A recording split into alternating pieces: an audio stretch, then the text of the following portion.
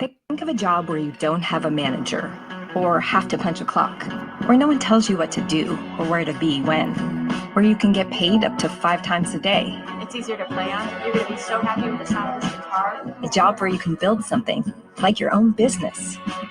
It's probably tough to think of this job.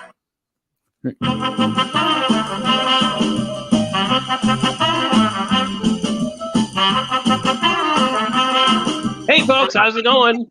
Well, you're right. It's the time again. It's that time again of the week. We're going to enjoy an entire conversation with some of the greatest comics on the planet, except, Jason. Anyway, please welcome Mr. Mark Sweetman, your host and MC. Hey, it's my buddy Andy Jensen. How's it going? Good. How's it going? It is going good.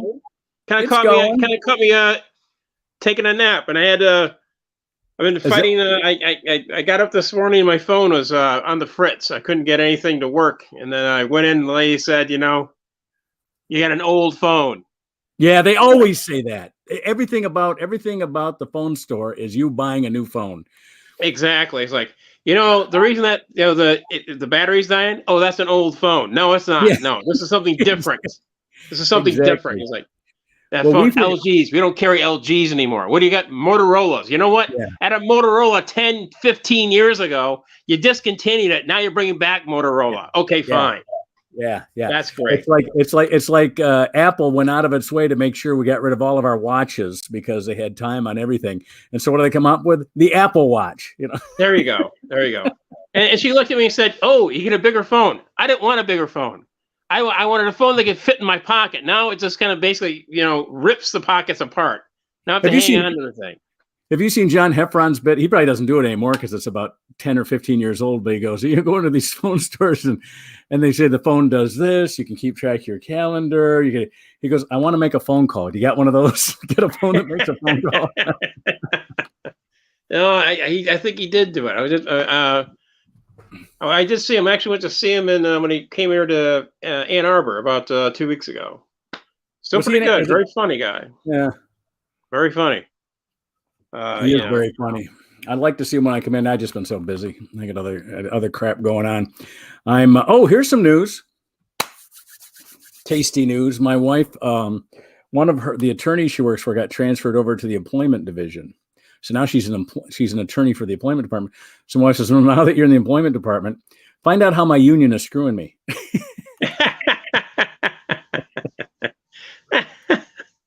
She's got, you look at her paycheck, she brings home like $300 a week, which it's, is ridiculous for what she does. Mm-hmm. And you just look at her paycheck and there are so many things that are deducted. Now, a lot of that stuff, it's stuff that we would, if we had to buy on our own, like health insurance and life insurance and stuff like that, would be pretty damn expensive. And a lot of this stuff goes to us, like it goes to retirement plans and things like that. But shit, you're working 40 hours a week and you're bringing $300 home. It's $300. Woo! Yeah, since 1960 has that been a great paycheck, Oh, I know. My kids make more than that. Well, bring home more than that. But of course, my kids don't have. My kids don't have, hundreds and thousands of dollars in, stupid accounts that we find all over the place. That's another thing we did this weekend. I don't know if you know about this. Well, we should, I'm going to save that for when we have everybody else on here. Okay. The time to introduce our band of regulars here. Oh yeah. Andy's my co-host. Andy's been my co-host now for 22 months. And shortly after Andy arrived here as a regular, we got another regular with us. I'm going to bring him on now from New York City, our favorite curmudgeon. And even though he doesn't practice the faith, our favorite Jew, Sam Greenfield, ladies and gentlemen. Boy, that's high praise indeed. Our favorite non-practicing Jew.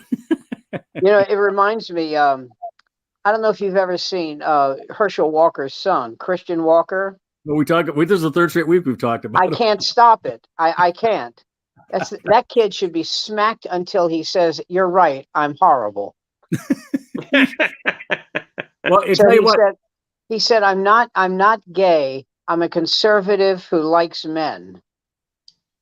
Great. Isn't that what? Now, Senator Warnock is, if his father wins the primary tomorrow, Senator Warnock and his father will have to debate. And Warnock is actually politically probably closer to his son's people than his father's. Well, I remember. Well, isn't that what that lawyer guy Cohn said, who got AIDS? No, he said, this is what he said. I don't have AIDS. I have liver cancer. That's right. That's exactly what he said. Anyway, what he got was training a young Trump and being on the McCarthy Commission. That's the disease he got. That was just karma. Right, but he was constantly denying he was gay until he was sleeping with men. If you believe in karma, then Roy Cohn is the embodiment of it, because he died broke, friendless, disbarred, and of AIDS. Mm. That's karma. You know what my sister told me? She said that description of karma is not true. She said karma is an inexorable path that you're on. And it doesn't matter if you're a good person, or I'll give you an example. Oedipus, Tiresias the prophets told his father, Oedipus's father, that his son was going to grow up, kill him, and then marry his own mother. And that's what happened. Yeah. That's karma. And he tried to safeguard against it. He had the son taken away, banished. And the son found his way back to where they're from. And Creon, I think, and he got into a fight with they met at a crossroads, and they got into a fight, and he killed his father, and son of a bitch, he married his mother, which is amazing, because the mother was a dog. But more proof that William Shakespeare didn't write all of Shakespeare. That's right. So when this kid said, "I'm not gay, I'm a conservative who prefers men," I thought, yeah, that's like me. I'm not a Jew. I'm an Israelite who's hot for matzah. It's the exact same. Christ. All right. Well. Now that we've brought up Jews, now that we've brought up the gays, we have to bring in our resident gay commentator. Conservative gay commentator. What's that? Oh yeah, conservative gay commentator. Man, he's the perfect combo for our show. He is. I mean, this is perfect. Anyway. Please welcome back. We always love it. And he's quick-witted too. That's another good. That's really what he's here for. He's here for the quick fabulous. The other stuff is he's very smart. And I know he's your favorite, Mark. So Mark likes him best. I know. I like you too, Andy. Relax, buddy. Relax. I love you. Okay. He doesn't mean it, Andy. He told me he thinks you suck. Oh, that's good. Well, I appreciate that. Sam, shut up until you have a beard. Okay, here he is, Andy Jensen, people. Oh, God. Oh, you mean that girl I've been seeing? Oh. Jason Grant. Yes, that beard. That's right. Gay bar in Berlin. Yeah. From what was it? Gay bar in Berlin. That was Cabaret, right? Well, yeah. I mean, don't act like you don't know. I mean, Sam. Jason and I used to do a small little piece where he talked about his young self in a seedier Ann Arbor than we have now, when there was a strip of adult bookstores, and he would well, that's a string in Ann Arbor. That's a block. That's a block in Ann Arbor of 2 adult bookstores. You forgot about the massage parlors and the massage parlors. But anyway, he would go into this rant about being affected by this at a young age, and I would sing Paul Anka's "My Way" between each of his rants, and it was very funny. At the time, Sam, I don't know if you've ever heard of those, but there are holes between the 2 booths in an adult bookstore where privacy is diminished considerably.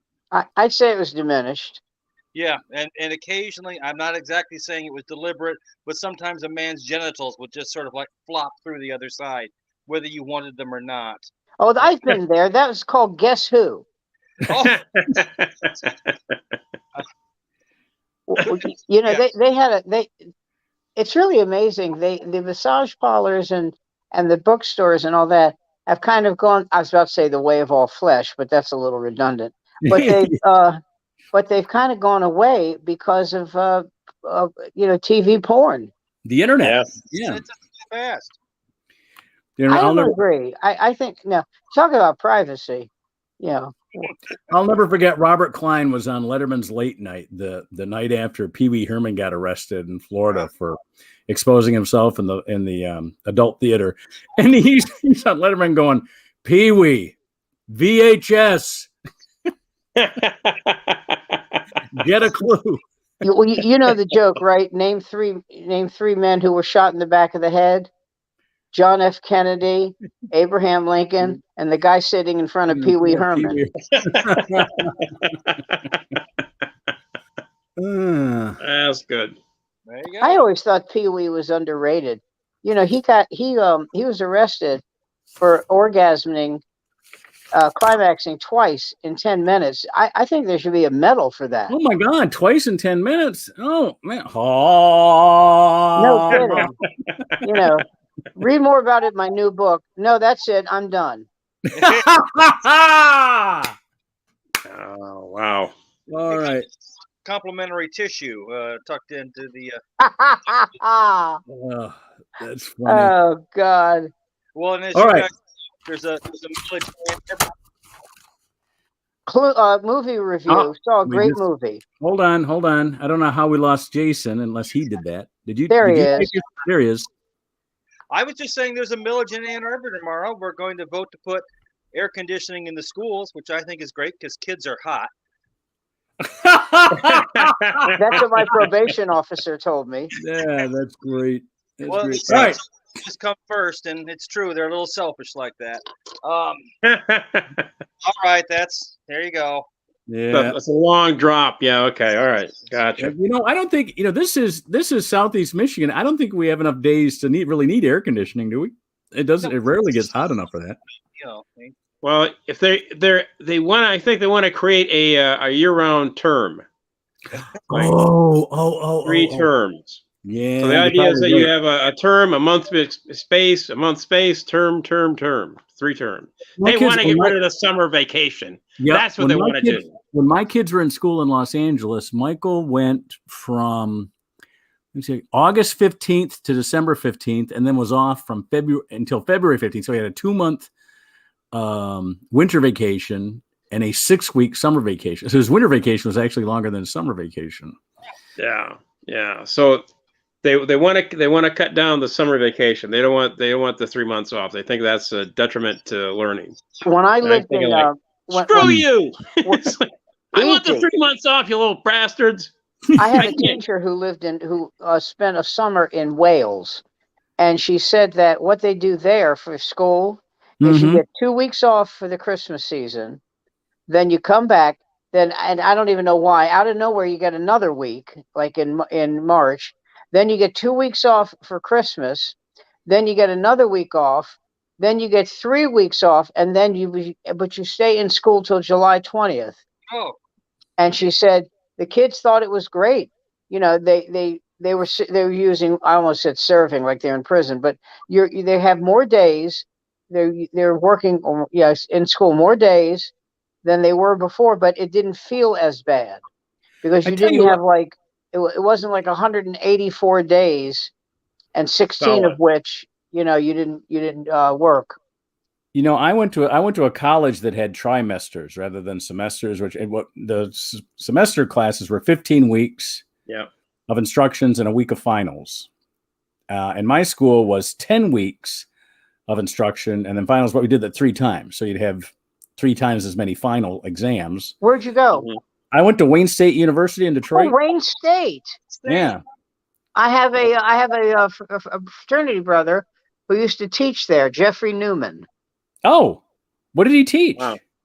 I think theater.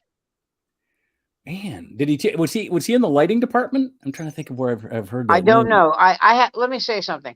I went to school with him, and I haven't seen him in 4.5 decades. But you know how you have that thing in on Facebook, people you may know. Right. he shows He up. was in that, and I knew it was him. You know, I don't know that many African American guys named Jeffrey Newman. So I said, Jeff, it's Sam Greenfield. Is this you? And he said, yeah. How have you been? You know, blah, blah. But that was it. I mean, we don't keep in touch. I didn't hate him or anything. Well, It's last just, week, you know, yeah, go ahead. last week I brought up the three big names that I went to school with. I don't know if you remember. We talked Tim Meadows, SNL. Right. Oh, yeah, I remember that.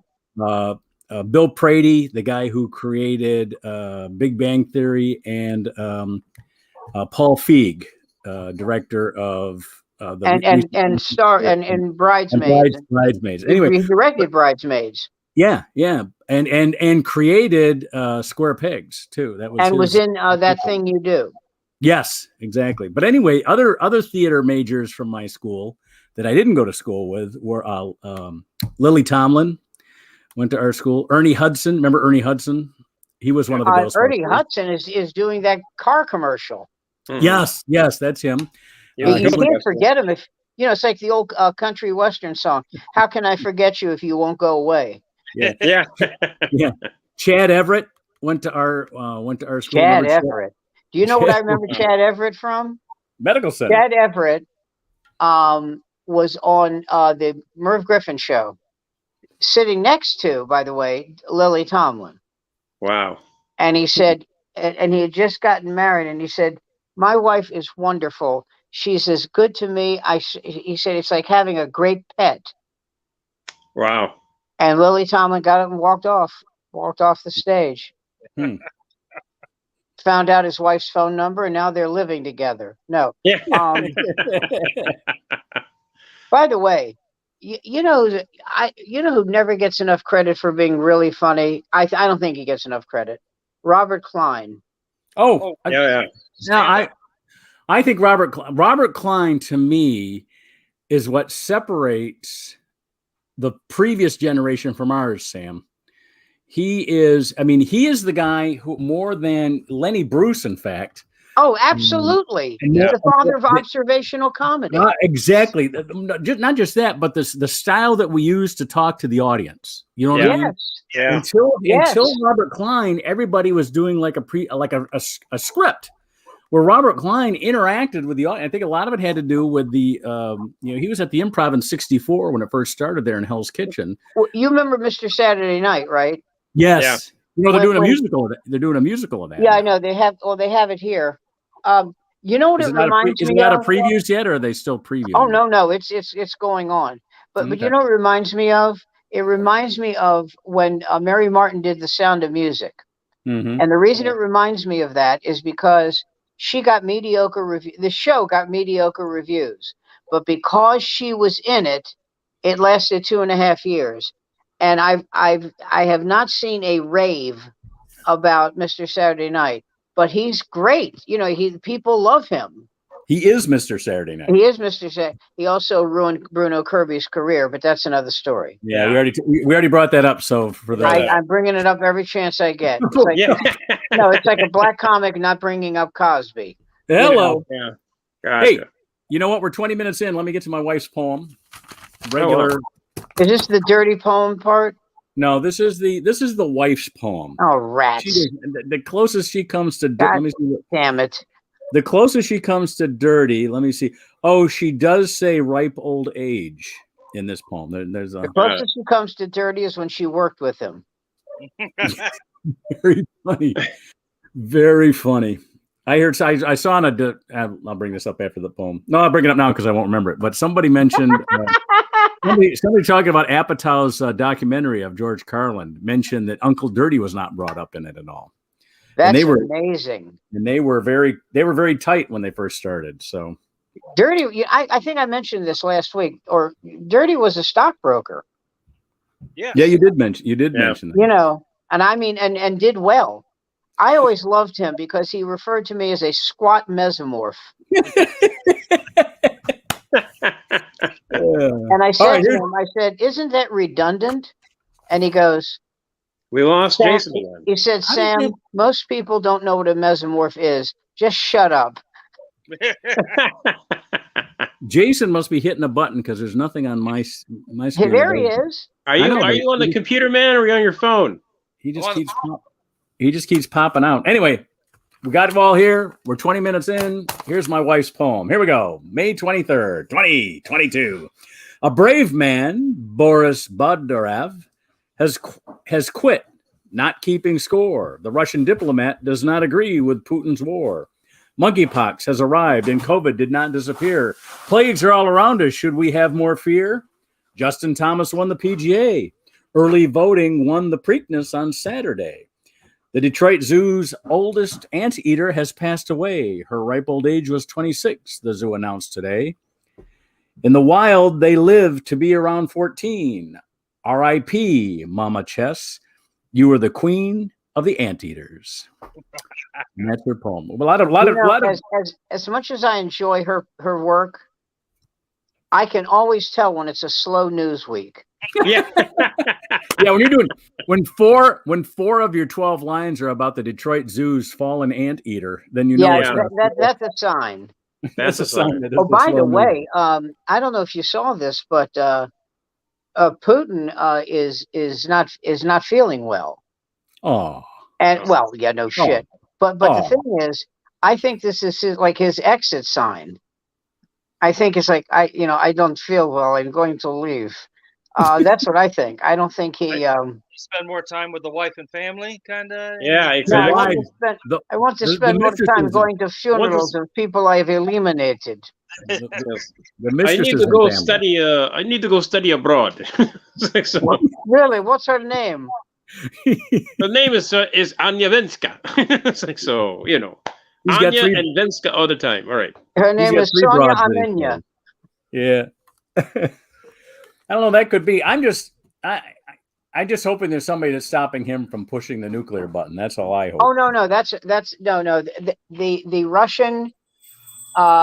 Russian generals who have any kind of influence, they took that shit away. They did. No, Good. I don't think you may not know this. He's like, they think it's over. Oh, do they? In Russia think it's over. They think they've lost. And that he's done. Wow. And that his problem, and here's his problem.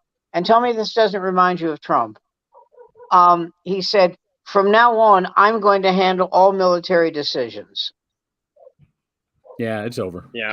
So that's what. Listen, even if he was a really smart guy, he doesn't know anything about military. What's he going to do? No, in fact, there was a Russian general. I can't believe he got away with this, but a Russian general was told that Putin was going to, and they hate him, was going to handle all decisions, and he did a cartoon of himself smiling. Wow. It's such. The thing is that when you think of Ukraine, let me speak for myself. I don't think of some formidable military power. No, it isn't. It's the people. Yeah. And the thing is, and it was, to me, and I'm only getting from reporting that we're seeing, but those single file lines going into these towns, because that was the only way they knew how to get in there. Right. It's almost like they didn't give them any sort of plans. Why would you send all of your tanks in at one time where they get backed up and then they're targets? I mean, people were on the side of the road shooting at them. And the traffic report was terrible. Well, it seems that Kiev is a parking lot today. It was. There weren't any potholes. Now there's potholes everywhere. It's like, Channel 7's Eye in the Sky was actually dropping grenades on them. So. Oh yeah, the Eye in the Sky was shot down by the Ukrainian army. There we go. All right. Oh, and the other thing was they were using very tricky things. The Ukrainians, they were, they would put a bottle of vodka down with a string and just keep pulling it. That used to work on me when I was a teenager. Yeah.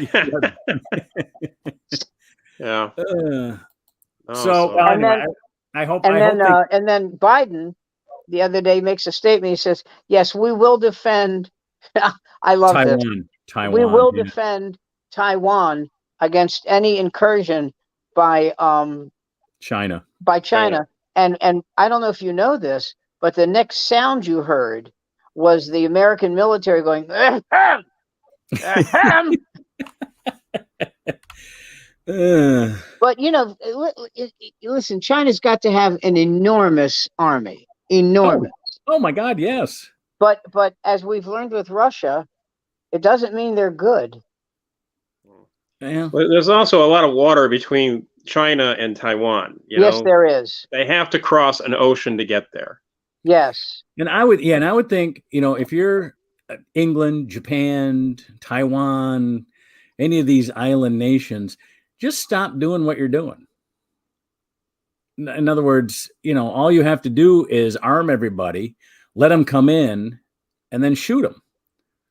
Well, that's right. That's right. I'm not a big second. I'm somewhere. I'm Mark. What's that, Jason? You're not teaching military strategies at West Point. I'm amazed. Yeah. All those years of nuclear strategy just going to pot. Yeah. Just kind of back for a bit, and then you just start shooting at the sons of bitches. Yeah, kill everyone. Yeah. Well, we should just give them all. Just give every person, every citizen in the country a gun. Wait a minute, that's the United States. Okay. That's us. That's us. Right. And have we been invaded? No. There you go. So Why? it must be no working. one wants anyway. to get shot. No one. No, because we shoot. Hey, we're so wicked. We'll shoot each other. So what do you People think are you're going getting to shot here Right. on the subway. Shit. People get shot at just going down the highway. Wait a minute. That latest one, that 49-year-old guy that got shot on the subway. There's something going on there. The news story wasn't complete about that. No How about provocation. the EMT who got shot by the guy by the patient? How about that one? That happens here in Detroit all the time. Was the patient Bernie Getz Jr. or was it somebody else? The ENT. He kept singing, "All five guys were brown." The sky is gray. In Detroit, the EMTs, if they arrive at a call before the police arrive, they'll wait for the police to get there so that they have some kind of cover. Wow. The EMT just won't just drive up to a place because they get shot. Yeah. Well, I mean, you got to get the really good dope out of the back of the van there. I mean, That's right. I mean, come on. I mean, you get fentanyl anywhere, but Mark, what the hell? I mean, shit. Yeah, I don't need fentanyl. No, that's all right. We'll get you on some groovy prescription shit, man. It work for you. Well, I've got my groovy, and my doctor just took me off of one of them. I was pretty happy about that. Try this. My doctor. Well, I'm seeing an eye doctor tomorrow, an ophthalmologist, and his nurse said to me, she knows how old I am, and she said, "How many pharmaceuticals are you taking?" And I said, 6. She goes, "That's it?" And I said, "I think that's a lot." I'm guessing she's not in her 70s. No, but I said, well, but she certainly serves people who are in their 70s, and right. And I said, "You don't think that's a lot?" She goes, No, we have people in here who 10, 11. Oh, she said, "What do you take?" So I said, "Well, I take Xarelto. It's a blood thinner." She said, "You don't have to tell me what it does. Just tell me what you take."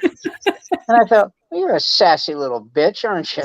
So, yeah. Ooh, sassy. Hey, bend over. I'll show you something you can take. How's that? Yeah. Little tramp. And then I found out it was the eye doctor's wife. I said, although, there's nothing wrong with bending over. It's a practice skill. And so I told her, I said, I take a blood thinner. I take this. I take that. She goes, "Well, didn't you have cancer?" I go, "Yeah." She goes, "Well, what do you take for that?" And this killed me. I said, my doctor, my oncologist, took me off of the cancer medicine. And she said, "Why?" And I said, "Because my blood work for the past 3 months has been perfect. And there's no sense in taking the medicine that's supposed to make your blood work better if your blood work is perfect." And she goes like this, look, "Okay." He's the doctor. All right. All right. My doctor said my numbers are good enough. She took me off one of my diabetes medications. And I got excited. She goes, "Oh, you seem pretty excited about it." And I said, yeah, you kidding me? I'll finally be able to shut my Sunday through Saturday pill case. That's funny. You know, the Xarelto you're supposed to take with your morning meal. Uh-huh. So I do that, and then I take the other 5. With the cancer drug, it would have been 6, but I take the other 5, and you know that's it. One of them is not a prescription; it's ibuprofen. Oh, really? Pain for pain, or just for You circulation? know, listen, I take stuff, and my daughter pointed this out to me. She said, "Do you know that you have oxycodone in your medicine cabinet?" And I went, "Yeah." She goes, "Do you still take it?" I said, "No. No, I had a severe pain in my neck, and my doctor prescribed it, and the pain went away, and it's, you know." And I swear to God, I thought she was going to say, "Well, what are you going to do with it?" Ah! But you know, my daughter is so adult in certain things, and that's one of them. She goes, "Of course I'm not taking it. What are you, nuts?" She said, my daughters are different. What are you, crazy? My daughters are different. We have to lock our opioids up because anytime I get those, I take them for when I need them, and then I keep all the rest of them and just keep them locked up in case I can't get them sometime. But my kids want them to take the parties and shit like that. So no, that's. Oh, we lost Sam. I'm back. Come on back, Sammy. There you go. See, it's not here. Still me. He'll be back.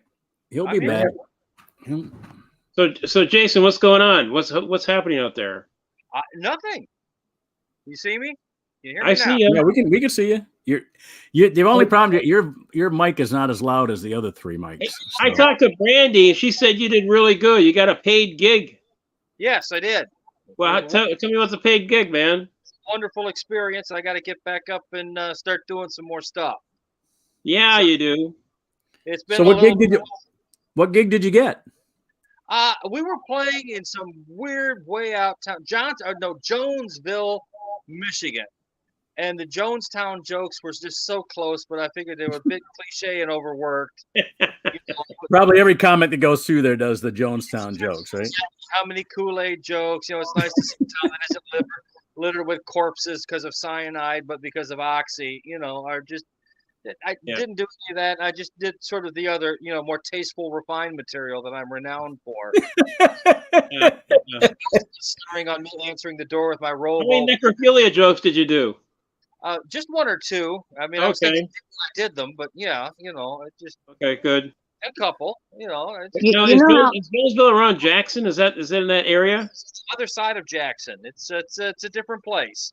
Got it. Okay. The thing is, what was really neat, it was almost like if they were shooting a remake of The Last Picture Show, this would be the downtown they would shoot it in. Wow.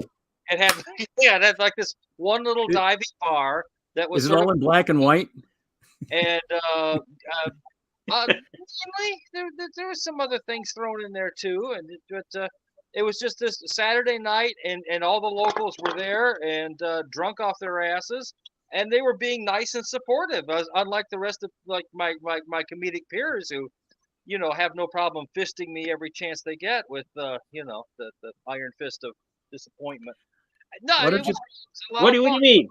You need to hang out at the Unclub, man. You need to hang out at the Unclub. We're all very supportive there. Are you doing it this Sunday? Because I will. We do it every Sunday. Every goddamn Sunday. Mark it down because I finally have kind of milked the students for all I can get out of the little bastards, and I can start taking some time, you know.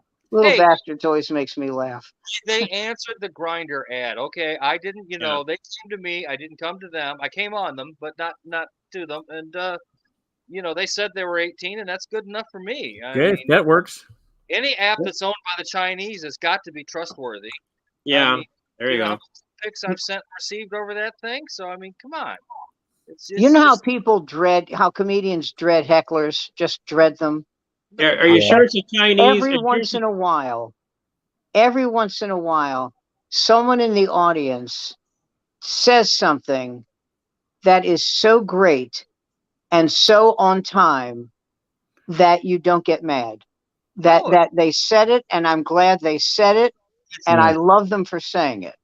And I'll give you an example. Yeah.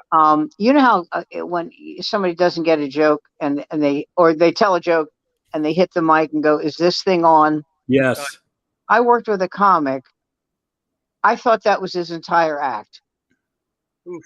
Okay, that's all he kept saying. So finally, he goes, I hope this works with the nuance." But he goes, "Is this thing on?" And a guy in the audience went, "Yes."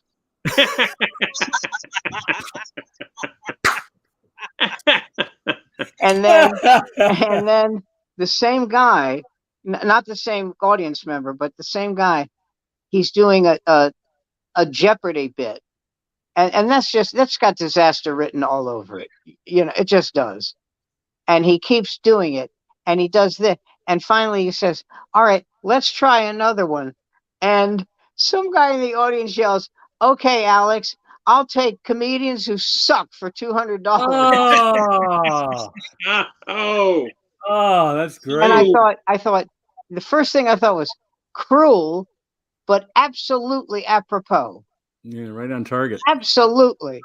But the guy who went, "Yes, that's my hero for a lifetime." Oh, this same comic asked the audience where he could score some weed. His opening words. Does anybody know where I can score some weed? And I kept thinking to myself, why isn't there someone in the audience who was saying, if I could score weed, do you think I'd be here listening to you? Yeah. I don't know. But he was, and then he gets this, by the way, this is the best part. He gets off stage and he was just awful. Awful. He gets off stage, walks by me and goes, "Damn, I almost had them." And I said to him, I said, you don't almost get them. You either get them or you don't. You don't almost get them. It's like saying I almost committed homicide, but the bitch moved. You can't do. And then I went, wait. And then all of a sudden I had an epiphany and I went, who am I talking to? Oh, by the way, I started to say this before. I saw a great movie, Downton Abbey: A New Era. Really terrific. No, I'll have to check it out. No joke following it up, Mark. It was terrific. Wow. Anybody watching The Offer about the making of The Godfather? Is that on Netflix? That's on Paramount Plus. And I'm really enjoying that. I'm enjoying that immensely. I'm a big fan of Miles Teller. Yeah, he's doing a good job. Because his work in Whiplash was out of this world. Yeah, it's good. No, it really was. That's the film with J.K. Rowling's. Yeah. Is that the film with J.K. Simmons? Yeah. J.K. Simmons. That's his. Yeah. All right. Yeah. Where he's the music teacher. Is that what a sadistic prick? Jesus Christ. Yeah. Did you see him in Oz when he was playing the Nazi in Oz? What he Schillinger. Yeah. Yeah. That was a great. Schillinger. Yeah. Yeah. And the guy who he was tormenting took a shit on his face. Well, that was in season 3. Yeah. Yeah. Which don't you take a shit in season 3 in every series? I think that's the take a shit season. Wait for the series break. Only when NBC is doing The More You Know. Yeah. It's one of those tension release sort of things. You want to build it, and then you. He hit him with a weight, like a weight that you lift. Yep. And then he took a dump on his face. Which is nice that you have that kind of control of both the ability to handle the weight and not release and at yes, the same time. And take a crap on his face. Yes. I mean, and get it, right in the mark, hit the lighting and everything. That was that's talent, man. That's it. Well, you know who really had it tough in that? The guy, the property master. That's the guy.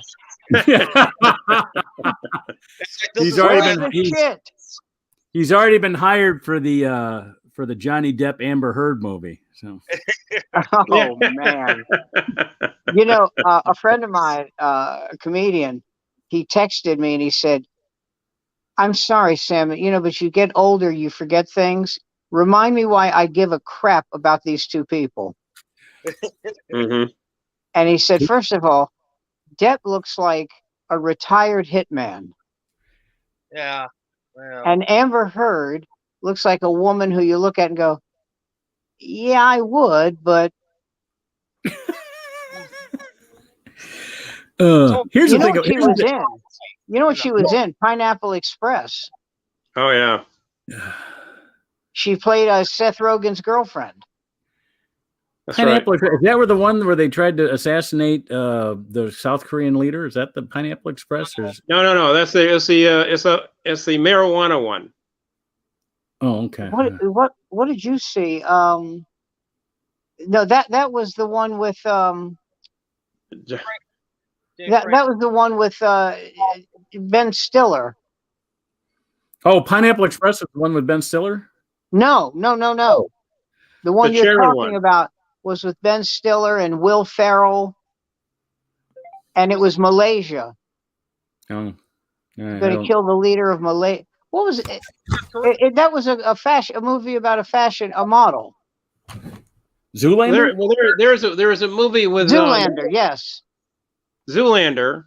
There's a movie about going to meet the chairman, and that was it. based on a true story with Seth Rogen and the guy. The guy who cut his arm. The guy who cut his arm off to try to win an Oscar. Beanie Feldstein's brother, Jonah Hill. It is. That's her brother. Huh. Oh wow. The woman who's in Funny Girl. We need a list of actors just so we can get the names right. Just a list of 100 actors. I was watching. I love the FBI series on.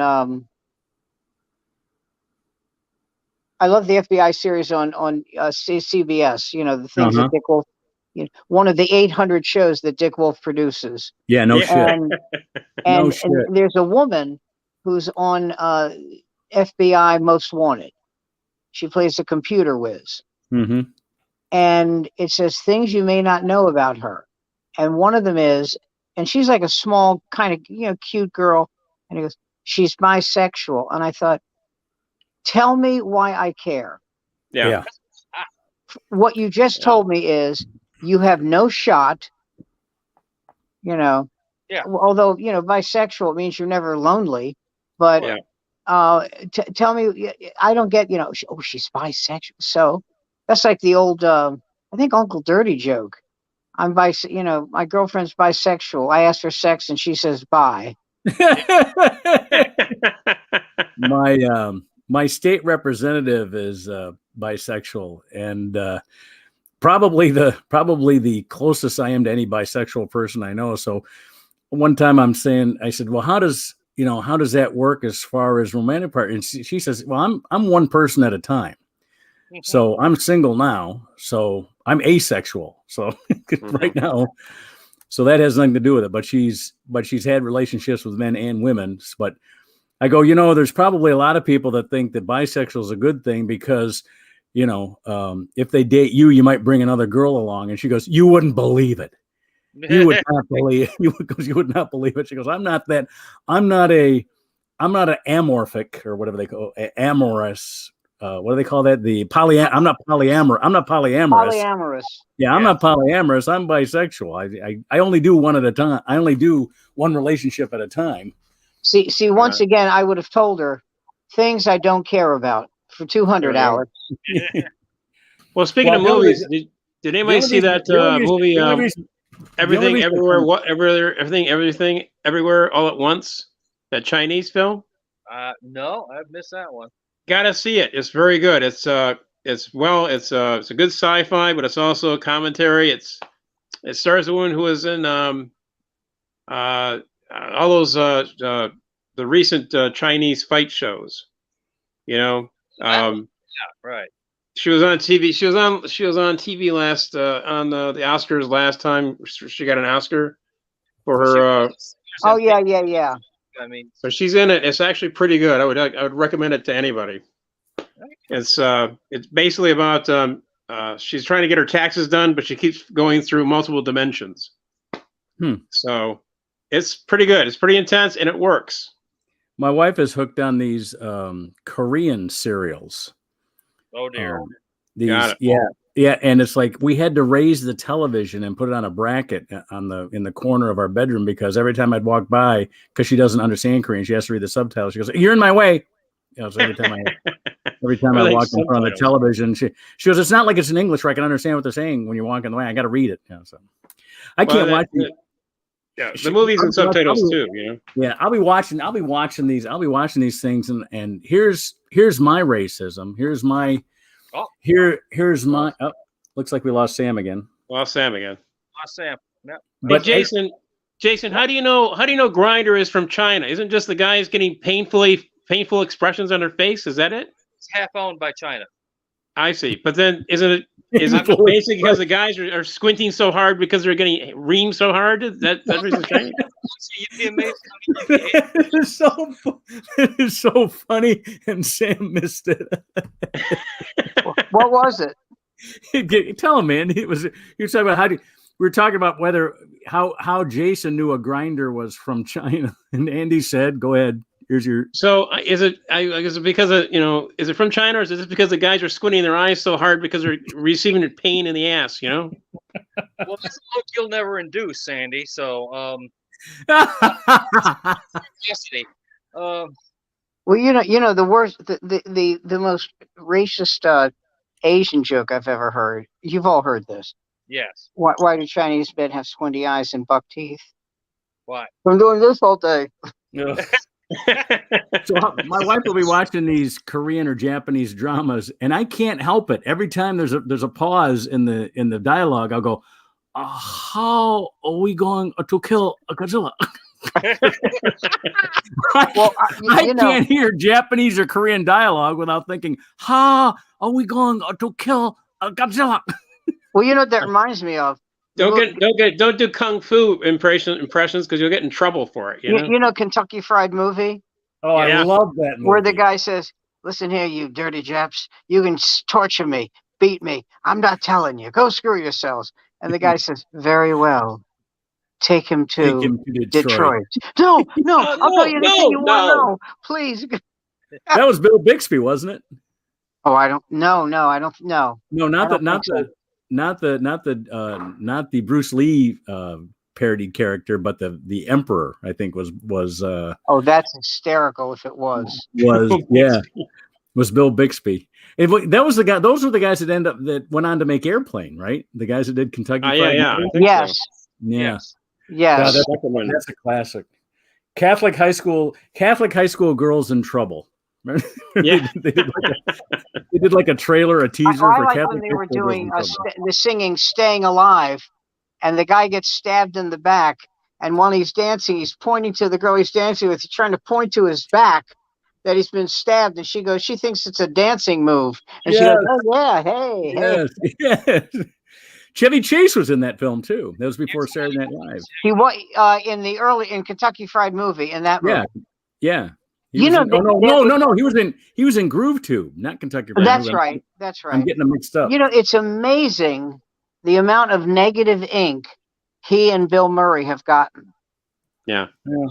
I think it's been deserved. Jason, could you get closer to your microphone? No, it was deserved, but I saw an interview a few years ago with Tina Fey. Yeah. And they said, "What do you think about the amount of drugs they were doing back then?" And she said, "Oh, I would have run out of the room screaming." She said, I find it frightening. Because it wasn't just weed. It was, Belushi died from a hot shot. Right. It was everything. And so did Chris Farley. Yeah. It was virtually everything you could. And she said, and the other thing she made mention of, and I was very surprised she mentioned this. The interviewer said there are a couple of people who are legendary. He didn't say them by name. He said there are a couple of people who are legendary Saturday Night Live performers who lately have gotten a terrible accounting of their behavior. And she said, "I think that Lorne would have fired them now." Yeah. Yeah, he has no problem firing people now. Yeah.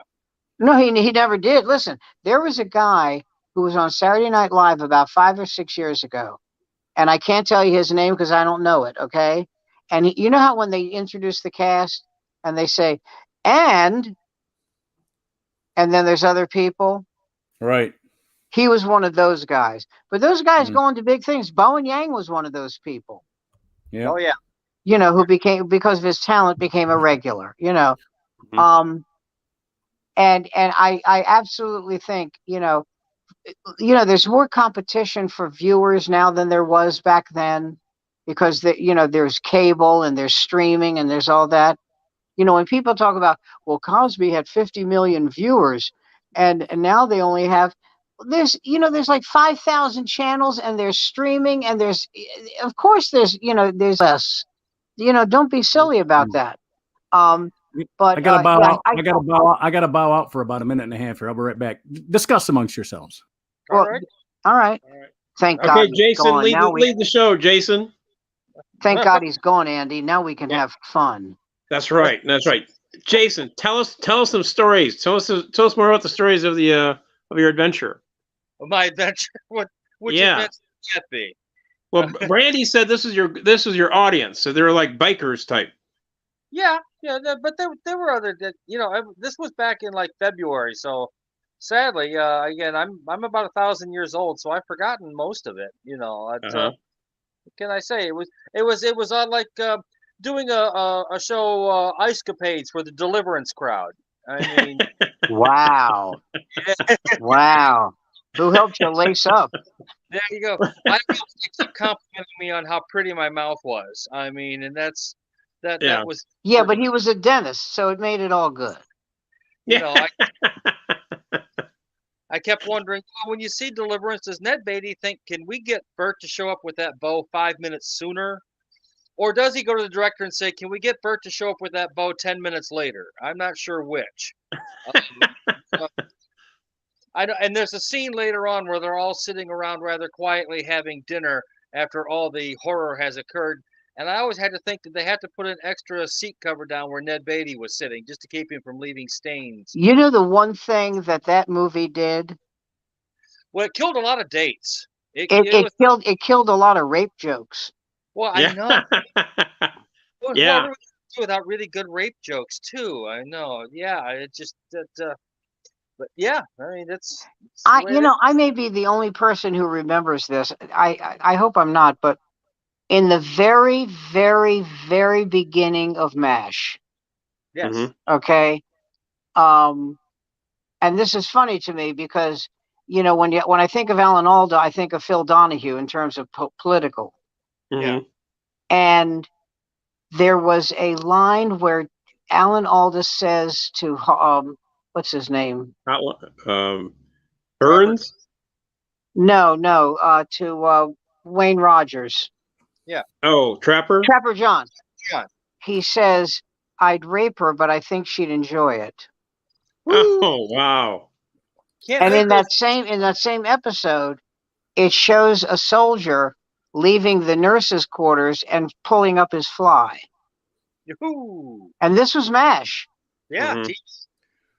I'm back and I have my Chardonnay. Thank you. Nice name for a hooker. Yeah, really. I don't take credit for stock lines, but this is one that I think I was the first one to use this. Maybe not. Maybe somebody used it before 1981, but I said when I went out to LA, I said I joined AA. Not because I drank, because I needed the stage time. Thank you. Well, you know what that reminds me of? That's like from the movie with Tim Robbins, where Peter Gallagher. And I'm sorry, the player. The player. I was late for an AA. I was late because I was at an AA meeting, and Tim Robbins says, "Oh, I didn't know you had problems." He goes, "Oh, I don't, but that's where all the deals are done." Yeah. That's an Altman. What was the name of that? Yeah, that was the player by Altman. And the late Fred Ward was in that. Yeah. He just. By the way, the funniest line in that movie is where if a murder takes place, and there's this woman who was an eyewitness to it, and she says to Whoopi Goldberg, who's one of the cops. She goes, "Oh, that's him. That's him. I'd stake my mother's life on it." And it turns out not to be the guy. And Whoopi Goldberg says to this woman, "Can I ask you something?" "Yeah." "Where the fuck is your mother buried? Because that ain't him." And Vincent D'Onofrio was in that, playing Orson Welles. Oh yeah. He played Orson Welles in. No, he played a disgruntled writer. Yeah, he's a disgruntled writer on that one, but he played Orson Welles in the Johnny Depp movie. Oh yeah, the one about the really awful director. The one about Ed Wood. Ed Wood, thank you. Good. Cut. Oh yeah, cut. Print. Perfect. Yeah. Cut. It's perfect. Don't you want to do another time? No, that's keep the going. one Martin Landau won an Oscar for. Yeah. Yes. Eddie, I need my medicine, Eddie. It's like so. Did you guys see Mankiewicz? Did you see the movie? Did you guys see the movie about Mankiewicz? Bored me to tears. Bored me. I turned it off. I couldnn't watch it. I liked it. Movie about Mankiewicz. Oh, I'm in the minority on that. Most people loved it. I thought it was horrible. It was Edward Norton, right? Is that who played him? Ed Norton? No. No, Gary Oldman. Gary Oldman. The woman in that movie was actually pretty good. The secondary cast was pretty good, I thought, and Oldman was good. It's just it was kind of like they're really stretching for stories to get out of the 30s. You know, it's like a script written by can create an entire 2-hour movie. Sarah Jessica Parker was in Ed Wood. Yes. She played his girlfriend, and then she found out he was like, "You wear women's clothing? I thought my sweaters are being stretched out. I thought it was me." It's like so. That's so fun. That is such a great line. That is such a great line. He enrolls Glenn or Glenda for one of the distributors, and who thinks he's being put on. Which again, I remember seeing Glenn or Glenda at the State Theater on a midnight show, 81 or 82, and just tripping balls on acid and going, "Wow, this is worse than Eraserhead." And that's Let me ask you something, Jason, because I never saw it. Was it? And I'm not being sarcastic. Was it that bad? Yes. Okay. Yeah. I mean, well, I don't know why. Did you like Eraserhead or not like Eraserhead? I mean, I couldn't make it through Eraserhead. As I watched Eraserhead, the one thing, that's a great question, by the way. The one thing that was going through my mind was, well, they keep saying that this is a classic. Yeah. Yes. And I went, no, it's not. It's not. You know what it reminded me of? It reminded me of those Dadaist films that Louis Buñuel and Salvador Dali did back in the 1920s. Oh, yeah. Those in the 70s, because they used to roll them up at the Michigan Art School during festivals. And I saw when Barbara and I were on our honeymoon in Barcelona, we went to the Dali Museum. And one of the most amazing thing in it was they had like a 1955 Buick suspended over the plaza. Wow. And, I kept thinking to myself, God, I hope the person who hung that up is not someone who is going to be described by the police as embittered. Yeah. I went to the Dali Museum, and the only thing I liked were the mint juleps. Then I realized it was the Hello Dali Museum. Well, that's not as bad as the Dalai Lama Museum. Where, everywhere you go, there's a Chinese guy going, "Oh, we'll get him." Yeah. Yeah, and everybody's levitating inside. That's right. A joke I heard. This is so funny. Every once in a while, you see these comics who are Borscht Belt comics, like Jan Murray. Yes. Real name Murray Janowski. That's fine. I'm all right. I'm all right with the change. Okay. Yeah, it's fine. And they said, he was trying to find out the secret to life. So this shaman tells him, you must climb up this mountain and then walk 22 miles, not 21, not 23, 22 to the inch. and then they, and do this and do that, and it talks about he overstepped the 22 miles by a foot, and he had to go back, and he lost the 2 toes from frostbite, and all this, and he finally gets to this guy, this wizened man, and he goes, "What is the secret to What is the secret to life?" And he goes, "The secret to life is a life is a bowl of delicious fruit." And he goes, "Excuse me, I just lost 2 goddamn toes. All right. I've been traveling for 1,000 miles, and you're going to tell me that's your answer?" And the guy goes, "All right, so it's not. No, it's All not. right, it's not a bowl of fruit. Fuck No, it's me." not a bowl of fruit. That killed me. Oh my God. All right, I'm wrong. Yeah. Okay, wrong. Oh Yeah. God. No. You know what I Absolutely. miss in terms of humor? I miss National Lampoon's magazine. Yes. Yes. Yes. I mean, And that me was like, to me, that was if Mad Magazine was for my elementary and junior high school years, National Lampoon was for my high school and college years. Oh, Yeah. absolutely. Do you Yeah. remember the one they did about David Rockefeller? Oh. No, I Nelson don't. Rockefeller's son, who was found missing, was The one who missing in New Guinea, eaten by and it was cannibals. believed that he was eaten by cannibals. Cannibals, yeah. Yeah. And Yeah. they made it funny. I mean, it's just their talent was amazing. Or the Yeah. one they did, the ad they did, it shows a Volkswagen Yes. floating in water, and they said if Ted Ted Kennedy had driven this, he'd be president today. He'd be president today. Yeah, I remember that one. Was PJ O'Rourke with Yes. National Lampoon? Yeah. So he just passed away recently, didn't he? recently. Yeah, he died. Yeah.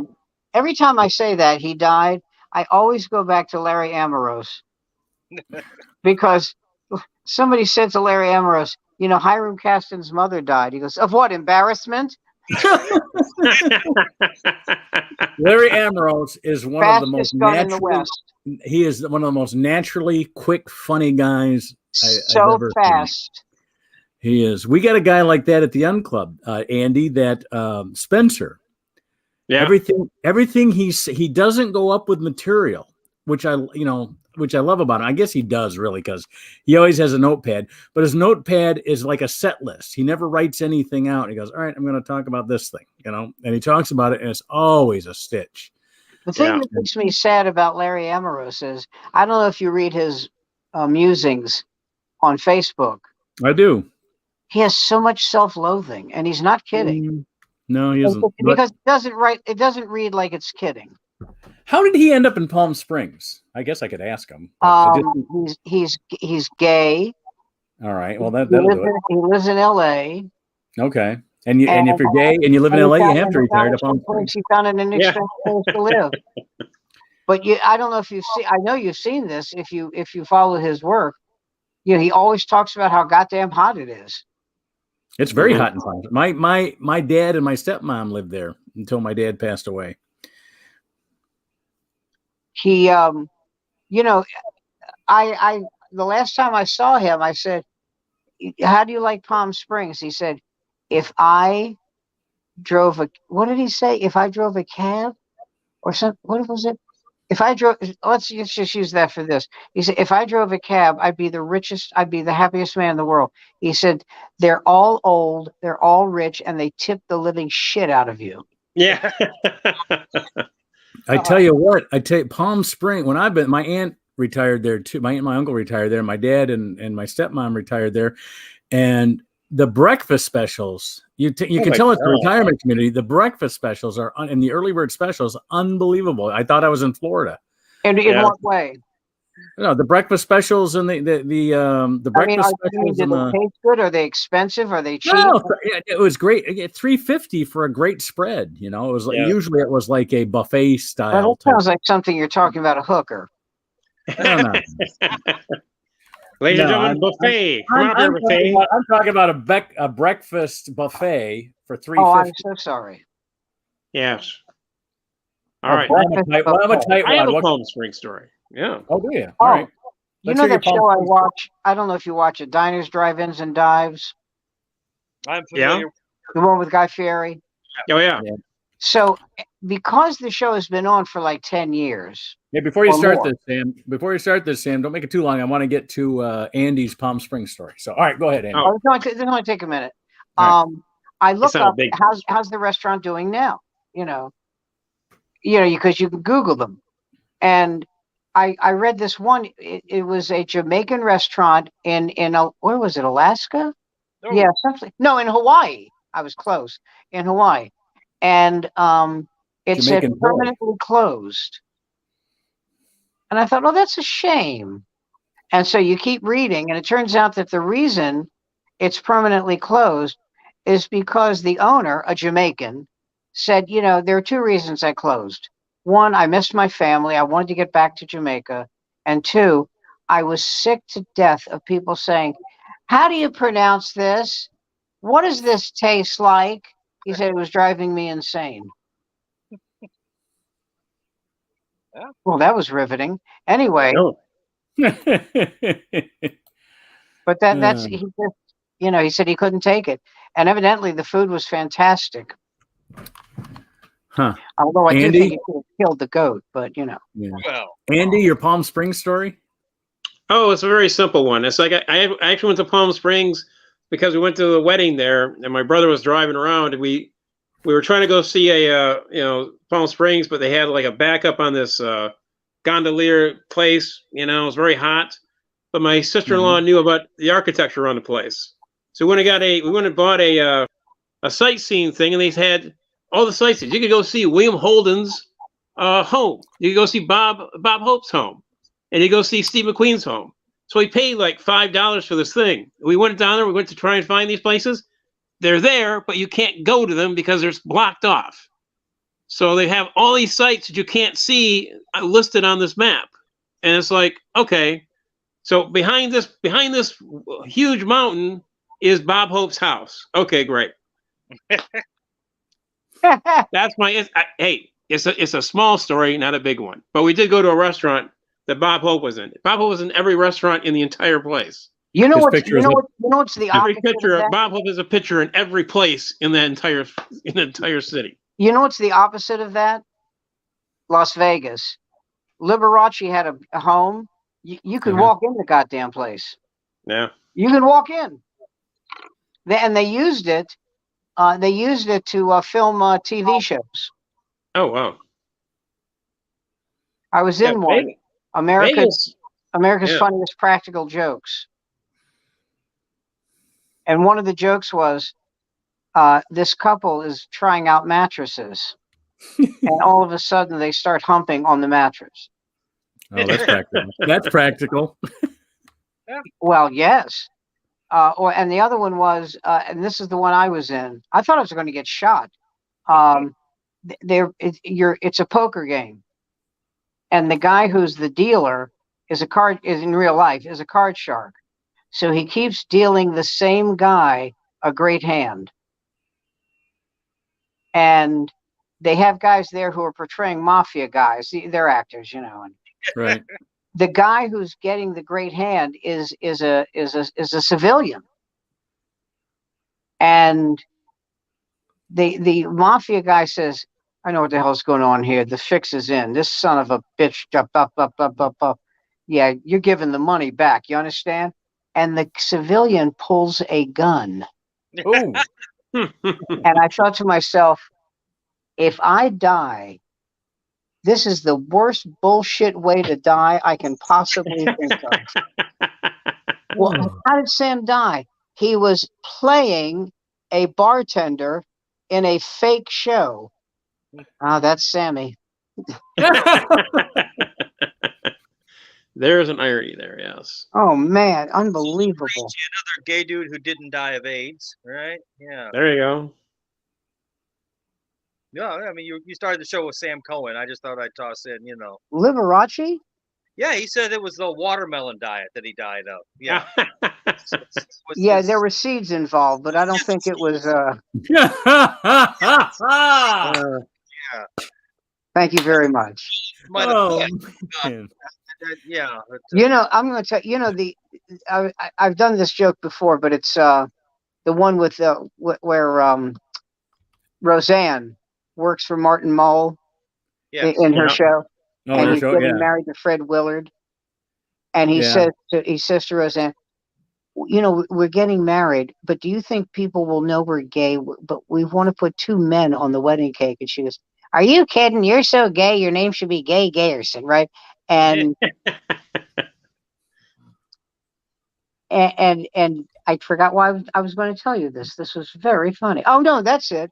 So so he says, so with Liberace, there was the gayest picture I've ever seen in my. I shouldn't say gay, the most effeminate. Really, that's what it is. It's the most effeminate picture I've ever seen. It shows Liberace and Scott Thorson, his boyfriend. Yeah, I remember some. Yeah. Okay, and they are both in way over the top, way too lush mink coats, standing 2 feet from their tour bus. And the only thing this picture is lacking is a voiceover going, "Hi." That's all it's lacking. You mean it had a professionally hair done Afghan dog in it too? I mean, that would have The needed dog was the if you got straightest two thing. for coats, you got to dog have the The you dog was gotta the have straightest thing in that goddamn picture. And bear in mind, Liberace beat the British press when he sued them for libel after they accused him of being gay. what? And he prevailed. He won? Wow. He won. He won? He I'm won. going to keep saying that till I faint. He He won? won? Holy shit. Yeah. Just like with Sam Cohen. Who was the judge? Roy Cohn? Jesus Christ. Oh my God. He won. Liberace was so gay. Liberace was so gay. My mom thought he was gay. So Wow. you have to know my mom to understand that.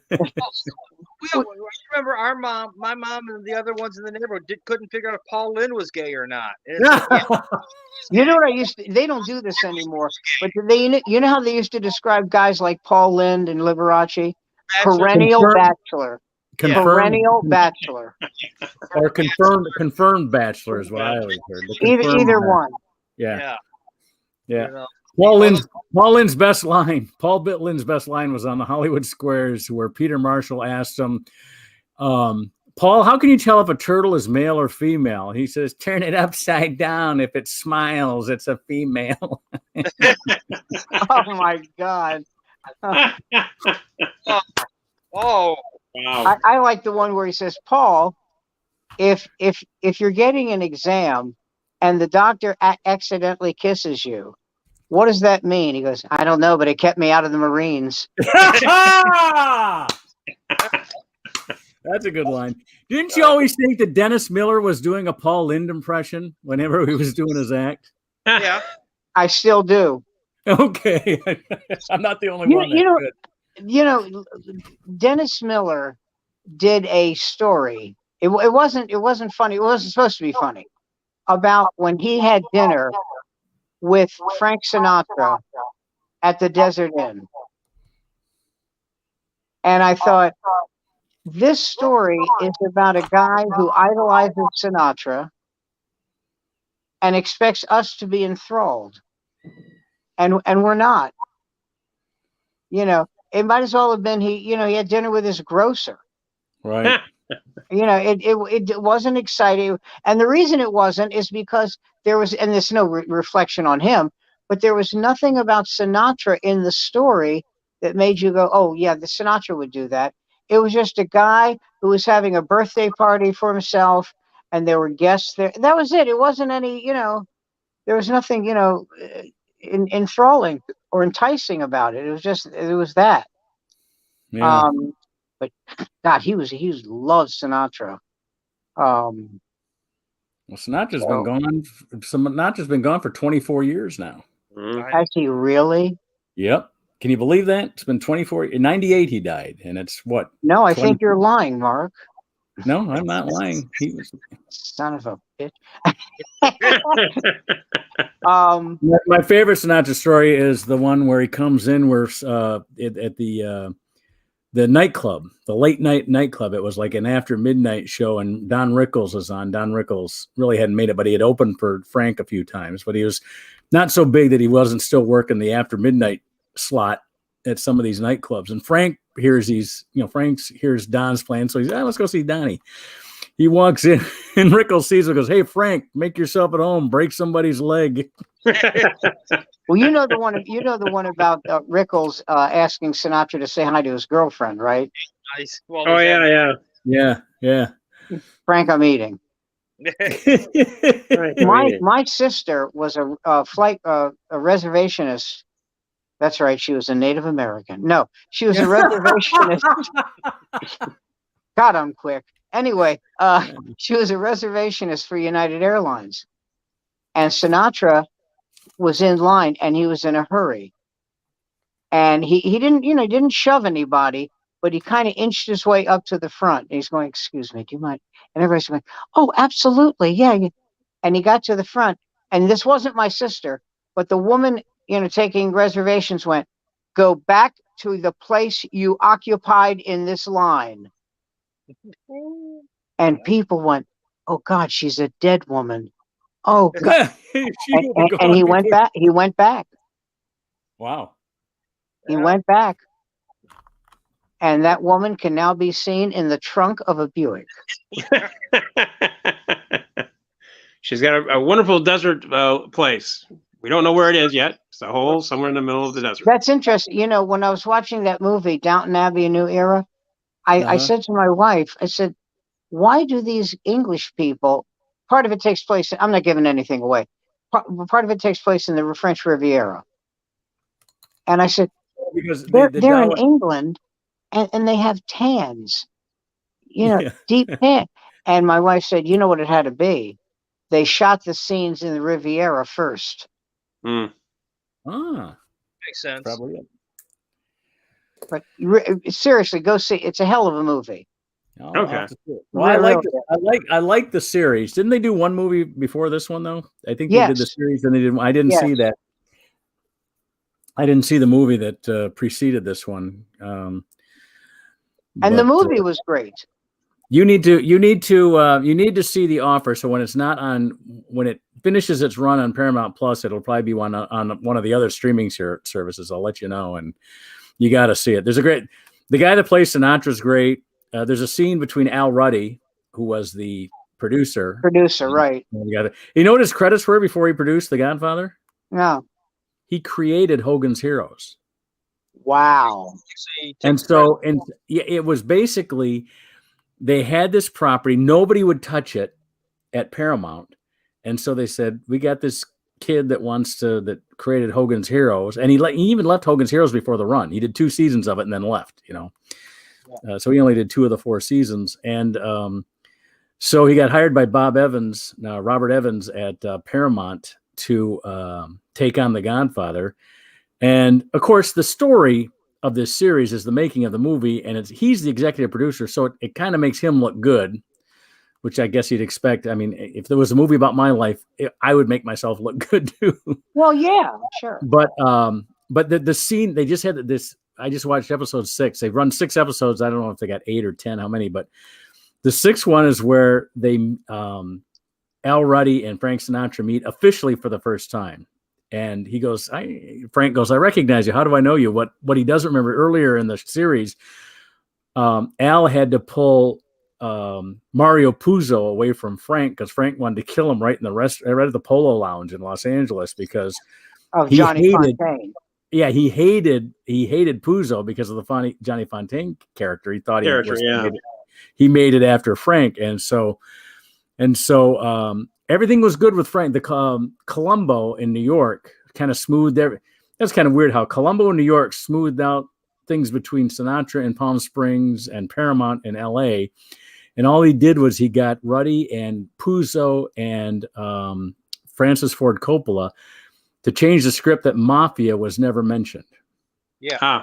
And it was mentioned in the book. It was mentioned once in the script. So he said, no, since it's only mentioned once, why don't we change it?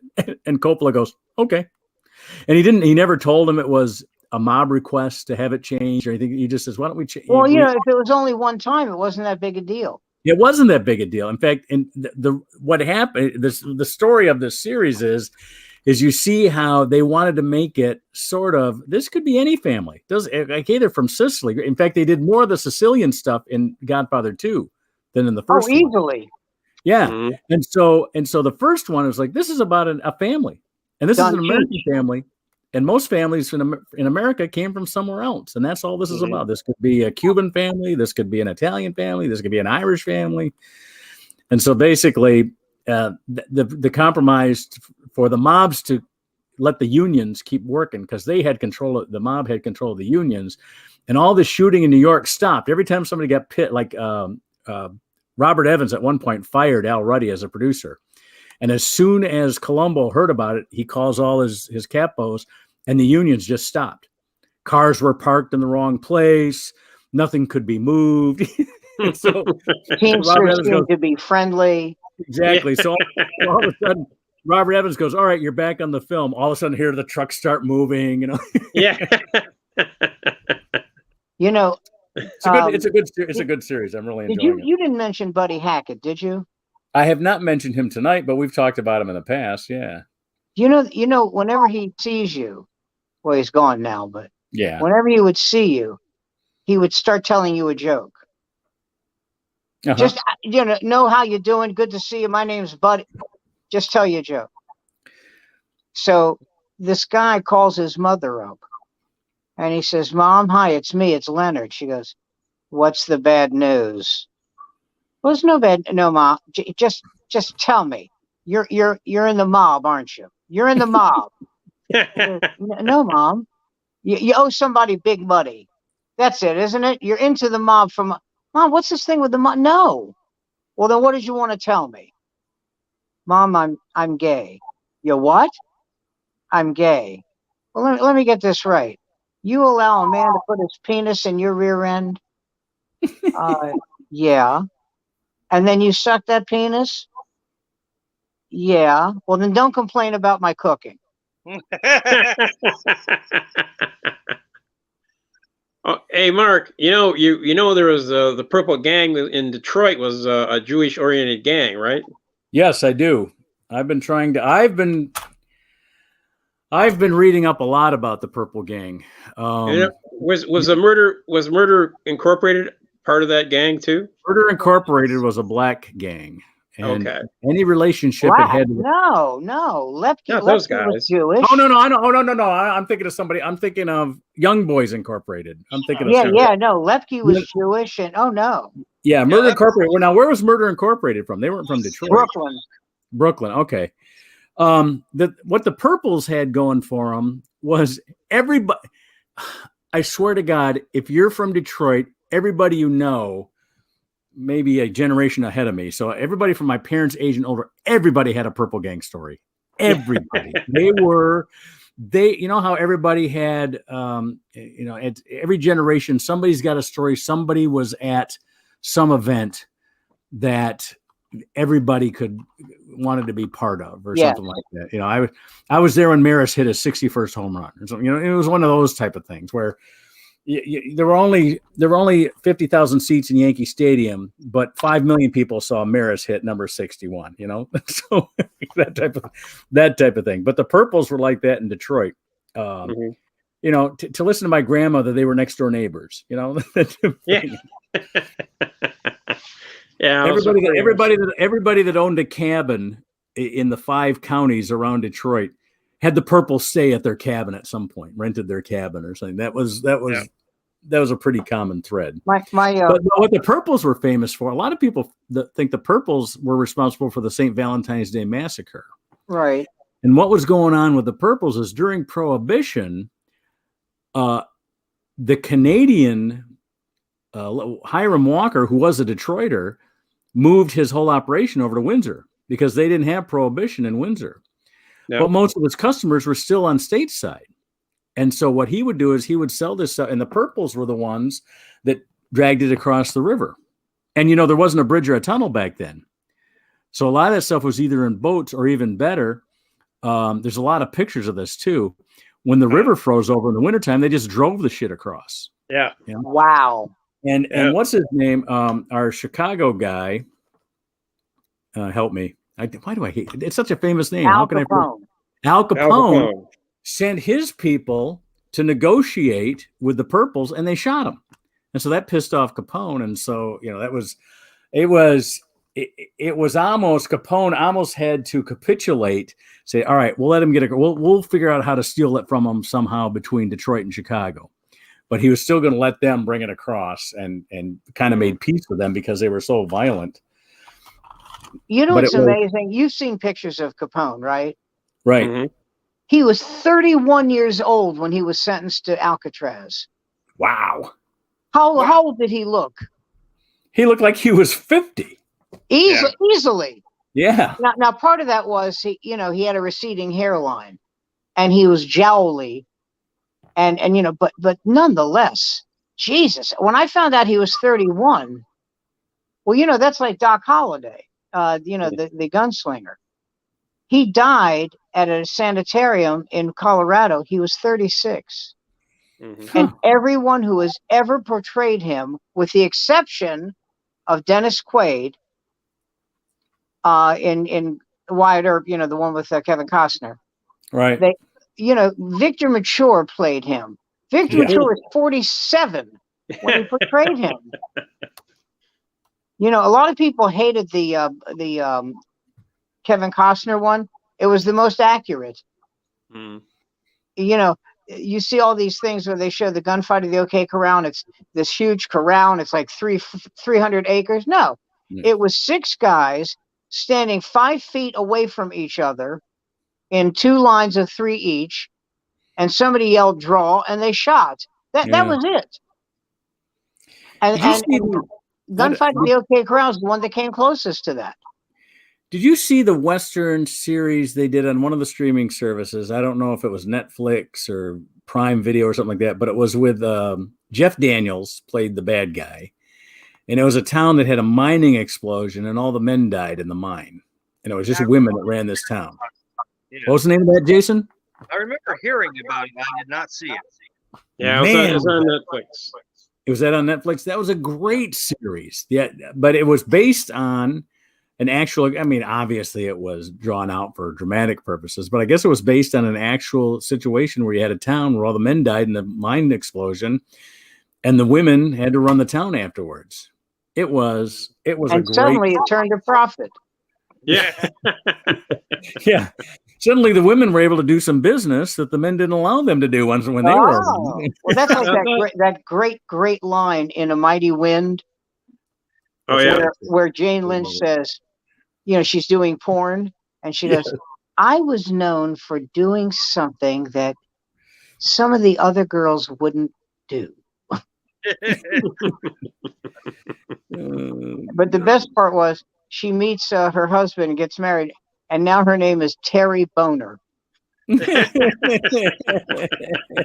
That film was so... Well, A Mighty Wind is blowing from sea to shining sea. It's blowing peace and freedom. It's blowing you and me. Oh, man. Oh, God. That was a great show. Well, what's funny? That was great. The one about the Kennel Club was great. Yeah. But the one that maybe I'm wrong, I thought sucked was For Your Consideration. Yeah, that wasn't about the the movie industry. Right. Yeah. Hey, Sam, have you ever pitched a film or a show out in LA? Again? Have you ever pitched a film or a show out in LA? No. No. It's quite an experience. We'll have to talk about that one show, but we're at our 90-minute limit here, so we all have baseball games and other things to catch here. So, and here's my Sinatra. Have an audience today? What's that? I didn't see any audience tonight. Sorry, we got up to 5 last week, so I thought we were. I know we were. I thought we were on an upswing. Oh, we were on an upswing here. Yeah, we were for a quick minute. We were hot there for a while. Mr. Mayor got canceled. Oh yeah. Funny show. Oh, Mr. Mayor. Yeah, we talked about that last week. Old news. Have you seen my daughter? Yes, she's very lovely. No, that's not. All right. And all those Right. people left Saturday Night Live. 5 Yeah. people. Yeah, you know what? They've got 14 cast members. You're not going to miss 5, really. I mean, they'll I'll miss Kate McKinnon. Yes. She, Oh God. Yeah, she's well, good. she's gonna be she'll be in a bunch of movies, you know. Yeah, she's. Yeah, I haven't seen. I've been wanting to check that one about Joe Exotic that she's in. But It's where she plays- amazing to me that she doesn't think would be attractive to men. Well, she's gay, but she says, I'm obviously gay. And I went, no, you're not. No. No, Oh. no. There's no tattoo saying born to love penis. No, sorry. Hey, Frank's telling us to get out of here, so we'll see you guys next week. All right. All right. Have fun, kids. Good night, everyone. Good night. Stay on. We'll talk after we go off live. But this is. We're going to be that way about it.